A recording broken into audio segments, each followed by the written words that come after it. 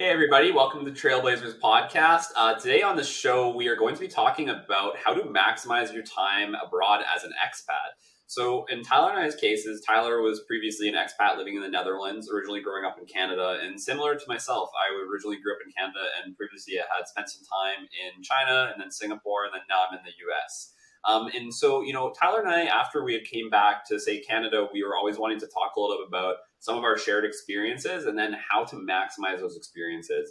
And it might not even be, say, if you're living abroad, but it could even just be like traveling abroad too for a period of time. So we wanted to talk a little bit about that and say, teach a bit more and share a bit more about some of our top experiences and how you can maximize your time abroad. So I think for the first one that I would probably share about living abroad, it would be kind of to expand your social horizons. And that would be to say, like, understand the place that you are living in at that particular point in time. So, like, for me, for example, my first place living abroad was China. And I didn't really have a great understanding of Mandarin when I had moved to Beijing. And for me, one of the things that I was really trying to do is I tried to kind of expand my social circle amongst like local folks in the place that I was living, and also maybe some foreign people that were living there too. So I had some friends. I had a really good friend from Canada that I knew there, and he was originally from Calgary. And then I had, some local friends that were working and living in the same place that I was working in. And, I just would slowly try to like create these social circles. And I kind of try to have like this open mindedness in some of my conversations with people from different, maybe say like educational backgrounds or social backgrounds or different cultural backgrounds. And I felt this was always like a really rewarding experience. And I think, if you kind of have that perspective as you're living abroad and just have this openness to, you definitely learn a lot and get to experience and grow while you're either traveling or living abroad. Tyler, what's some of maybe say your top two tips or like ideas that you learned about when you were living abroad?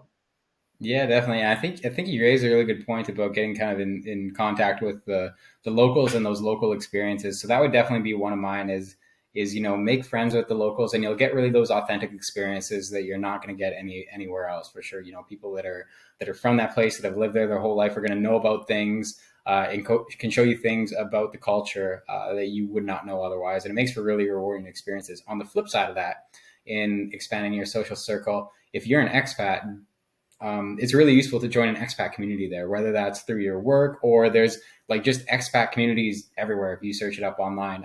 And these can be great. Like this can be just as good as making local friends, kind of in my opinion, because everybody's kind of in the same boat. You've gone there, you probably don't have any friends or family or anything like that. So people are looking for other people to hang out with, to do things with, and you'll find that a lot of them are quite probably very open-minded as you are if you're an expat somewhere else. So they're probably open to new experiences and trying new things and stuff like that. And it gives you a bunch of people to hang out with in your spare time, and they'll all want to go experience. And on the flip side, they'll all want to go experience the touristy things that your local friends aren't going to want to do, right? So you can get both sides of the same coin there, which is really nice. And a lot of times these expats are going to come from other countries as well. So even though you're living, like say in my case when I was living in the Netherlands, but I had friends from other places like France and Italy that were expats there, and so they taught me a lot about their culture and they cook their food sometimes. So you can get a lot of bang for your buck by just knowing people from other places there as expats. So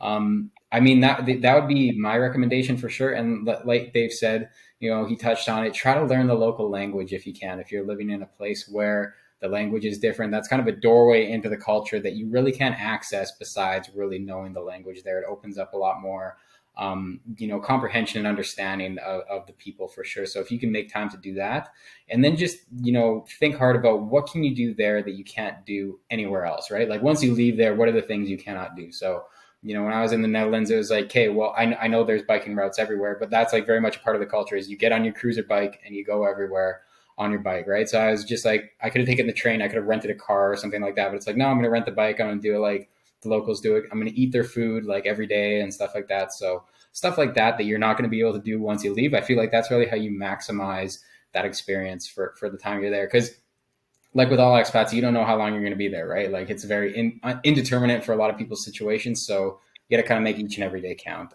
So that's kind of the top tips that I would give. Dave, do you have anything else you would add on to that? Things that I would also add on to that, I'll probably just fill in a couple additionals. I think they're kind of highly related to some of the things that you've talked about too, Tyler. Some of the things would be like as Tyler was pointing out, language learning. So if you have the opportunity to maybe even just pick up the basics or like an intermediate level in the local language, I think that's really important. And I think what that will kind of feed into is you might get like a good cultural understanding of that place that you're in if you are picking up that language skill. And like as Tyler has mentioned as well, is experience those things that you can only do there, right? Like, for example, in Canada, that might be like if you're an expat living in Canada, you get the most Canadian poutine you could get in Canada because like anywhere else you go in the world, like Tyler, I can tell you, it's not the same, right? So it's just like you do that those type of things while you're there.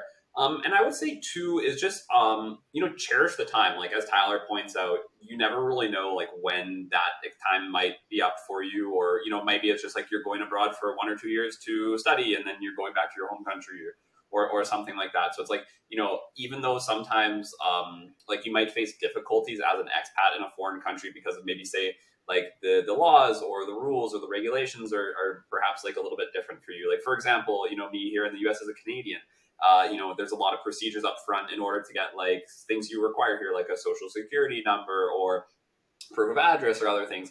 You have some difficulties in your time abroad always as an expat, but just like cherish the opportunities and the difficulties of like living the life there, because you're going to learn so much from like the difficulties and challenges that you overcome. It'll like shape how you become and like grow as a person, and you'll always like kind of keep this like chip on your shoulder, maybe in the future if you do go back to your home country, or depending on like where you end up, and you like always have like a really positive way of thinking about those experiences in your life previously.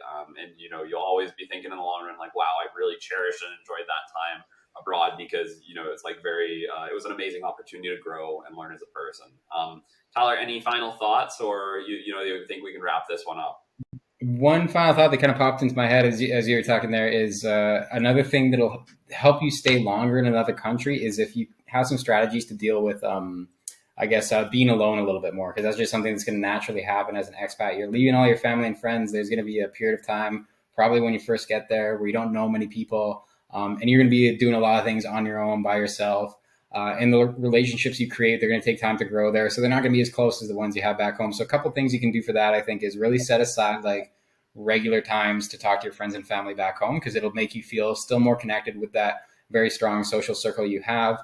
And then it'll make it easier to stay away from that if you kind of have that reminder that they're there and stuff like that. So I feel like that's a big key that gets overlooked, is that as an expat, you will be spending a lot of time alone. And so two ways you can look at that is either if you're not the type of person that spent a lot of time alone already, you can say, I'm going to go there and I'm going to get good at that. And I'm going to find ways to do things on my own until I kind of form a social circle there.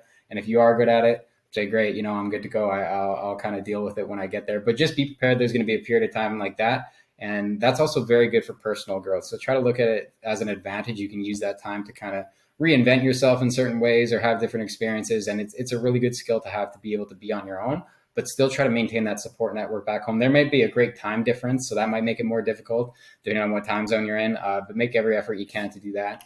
And if you're maintaining that part of your mental space and your social connections back home, then you'll be able to stay long-term somewhere else. I really do believe, and you'll get the most out of it and maximize it in that way. And that's kind of what I'll wrap up with on that point there.